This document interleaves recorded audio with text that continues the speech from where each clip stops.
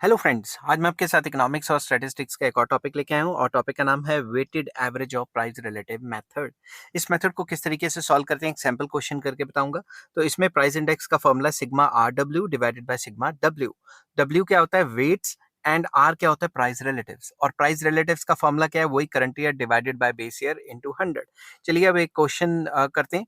Find the weighted average of price relative index number of the price for 2016, जो कि हम base year मान के चल रहे हैं 2005 का और 2016 का निकालना है। तो ये क्वेश्चन है, आइटम्स हैं एबीसीडी, वेट्स दिए हुए हैं और 2005 के प्राइसेस दिए हैं, 2016 के प्राइसेस दिए हैं। तो सबसे पहले हमने इस टाइप का एक टेबल बना लेना है। एक तरफ लिख लेना है आइटम्स, फिर weights, base year, current year और नेक्स्ट कॉलम बनाना है हमने प्राइस रिलेटिव। तो प्राइस रिलेटिव का फॉर्मूला क्या है? Current year divided by base year into 100। तो हमारा करंट ईयर क्या है? 25। बेस ईयर क्या है? 20 मल्टीप्लाई बाय 100। तो ये कितना आएगा? 125। Similarly current year divided by base year, current year 40, base year भी 40 इंटू 100। इसमें आंसर कितना आएगा? 100। अब करंट ईयर कितना है? 4, बेस ईयर कितना है? 2 इंटू 100। इसका कितना आ गया हमारा? 200। करंट ईयर है 20, बेस ईयर है 15 इंटू 100। तो ये कितना आ गया? 200 अगेन। ठीक है, तो कहने की बात ये मैंने रुको 2 मिनट, मैं ये देखता हूँ कि ये मैंने सही लिखी है रकम या सही नहीं लिखी। तो current year divided by base year that will be equal to, मैं ये कैलकुलेट कर लेता हूँ। करंट ईयर है 20 डिवाइडेड बाय 15 इंटू 100। इसकी एग्जैक्ट वैल्यू कितनी है मैं निकाल लेता हूँ। तो जब हम इसकी एग्जैक्ट वैल्यू निकालेंगे, ये हो गया 20 डिवाइडेड बाय 15 इंटू 100। तो ये आ जाएगा 133.33।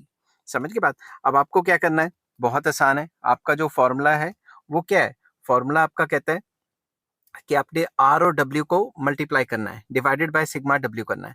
तो यहाँ से हम सिग्मा वेट्स कर लेंगे, मतलब इनका टोटल कर लेंगे, और यहाँ से हमें नेक्स्ट कॉलम बनाना है आर इंटू डब्ल्यू। आर क्या है हमारा? ये चीज, और डब्ल्यू क्या है? ये चीज।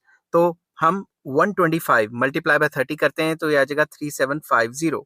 फिर 100 को मल्टीप्लाई करते हैं 35 से तो ये आ जाएगा 3500। ठीक है, और 200 को मल्टीप्लाई करते हैं इससे, वेट से 100, तो ये आ जाएगा 2000। समझ के बात? अब हम इसको मल्टीप्लाई करते हैं तो ये कितना आएगा? अब इसको भी मल्टीप्लाई करते हैं, 25 मल्टीप्लाई बाय ये 133 पॉइंट समथिंग समथिंग। तो ये जो हमने क्वेश्चन लिखा हुआ है उसके हिसाब से मैं कैलकुलेट करके आपको दिखा देता हूँ। उसके हिसाब से आता है, मैंने ये पहले का कैलकुलेट करके नहीं रखा हुआ था, मेरे दिमाग से निकल गया। 133.33 multiply by 25 that will be equal to 3333.25। ठीक है, अब यहाँ से हम क्या निकालेंगे? Sigma R W. तो अगर सिग्मा आर डब्ल्यू निकालेंगे तो ये सारी वैल्यूज को टोटल कर देते हैं। तो इसका आंसर आ जाता है आपका 3750, that will be equal to 12583.25। और अगर हम वेट्स का टोटल कर देते हैं तो ये आ जाता है 30 plus 35 plus 10 plus 25, that will be equal to 100। तो अगर मैं इस फॉर्मूले में आपको डालूं कि भाई इसमें क्या है, price index is equals to sigma R W divided by sigma W, that will be equal to 12583.25 divided by 100।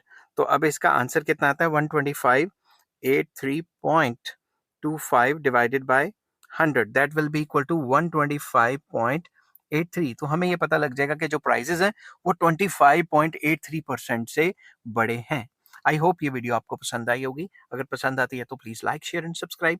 इस चैप्टर के सारे लिंक्स आपको डिस्क्रिप्शन में मिल जाएंगे। Take care, bye bye.